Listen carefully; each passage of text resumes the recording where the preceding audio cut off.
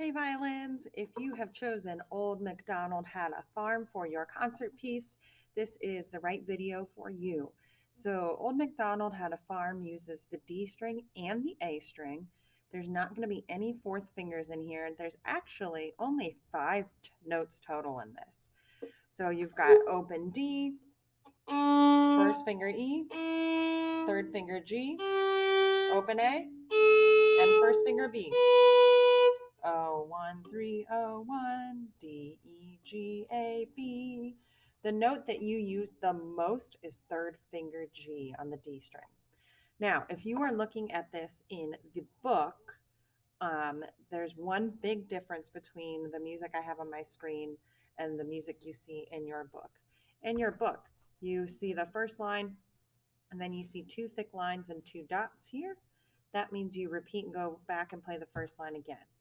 In here, I just wrote the first line out twice instead of putting that repeat sign. You'll end up doing the same thing. It just looks a little bit different.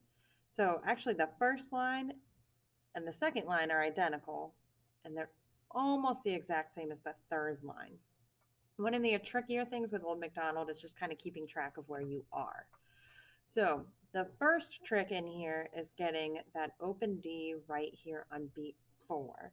It can be a little bit weird to change notes on beat 4. So you've got, if you remember back to last year when we had our big afternoon violin class, we played that game where you were only allowed to play open D and I played every other note. This is the song that we did that with.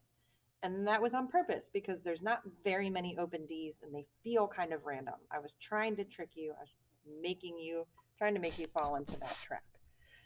So make sure that your eyes are really, really following along with the music. G, G, G, D, E, E, D, rest. Big old jump here. This is your highest note in Old MacDonald. The highest note is just first finger B on the A string. So during that rest, you got to get your first finger down and get your bow from the D string to the A string. All right, so here's just those first two measures and that first B in the third measure. Get ready? Then you also need to watch out for the rests.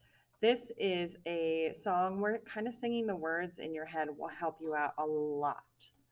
Old MacDonald had a farm, E-I-E-I-O.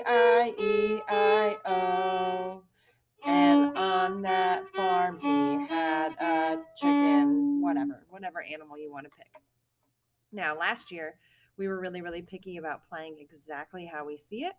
You're playing by yourself. So if you're singing those words and you change that rhythm a little bit for this assignment, that's okay. You're a soloist. You're playing by yourself.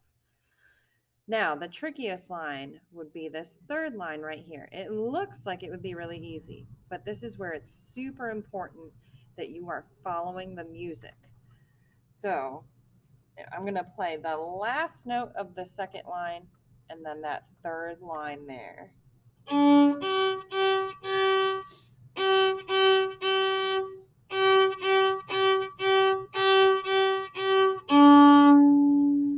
Do not just count and go, oh, I play 1, 2, 3, 4, 5, 6, 7, 8, 9, 10, 11, 12, 13 Gs. I'll just count to 13. Not the best way to do it. We want to think in groups of 4 in music. 1, 2, 3, 4. 1, 2, 3, 4. 1, 2, 3, 4. 1, 2, 3, 4. So sing those words. Have your eyes go along with each note as you play it and count in groups of 4. Those are really the only tricky things in Old MacDonald.